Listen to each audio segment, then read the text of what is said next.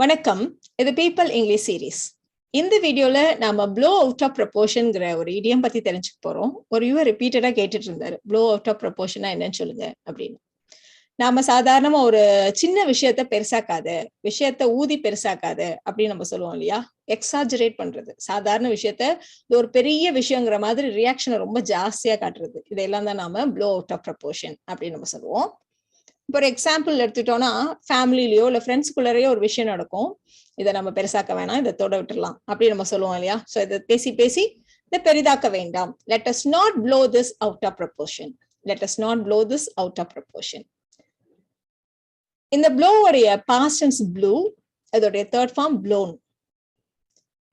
ரொம்ப சாதாரண விஷயமா இருக்கும். பட் மீடியா அதையே திரும்ப திரும்ப காமிச்சு அதை வந்து ஒரு பெரிய விஷயமாக்கிடுவாங்க. நிறைய விஷயங்கள் அப்படிதான் ஆகுது இல்லையா? சோ இது வந்து ஒரு சின்ன விஷயம் தான். பட் ஊடகங்கள் தான் இதை ஊதி பெருசாக்கிடுச்சு. It was a small matter and the media blew it out of proportion. It was a small matter and the media blew it out of proportion. ஒரு பையன் பைக்ல இருந்து ஏதோ விழுந்துட்டான், சின்னதா சிராய்ப்பு தான் இருக்கும். ஆனா அது ஒரு பெரிய ஆக்சிடென்ட் மாதிரி. என்ன இருந்தாலும் அம்மா இல்லையா, சத்தம் போட்டு அழுது ஆர்ப்பாட்டம் பண்ணி ஒரே கூட்டிடுவாங்க. ஐயோ அது சும்மா சின்ன சிராய்ப்பு தாங்க, எங்க அம்மா இப்படிதான் ஏதாவது சின்ன விஷயத்த ரொம்ப பெருசாக்கிடுவாங்க. It's just a grace. My mom always blows something out of proportion.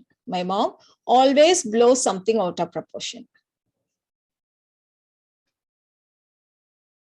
சாதாரணமா ஒரு பேனா காணும்னா கூட யார் எடுத்ததுன்னு தெரியல, இங்க இந்த வீட்டுல எதை வச்சாலும் எங்க இருக்குன்னு தெரிய மாட்டேங்குது, காணா போயிடுது, இந்த மாதிரி நாள் ஃபுல்லா டென்ஷன் ஆகி பேசிட்டே இருப்பாங்க சில பேர் இல்லையா?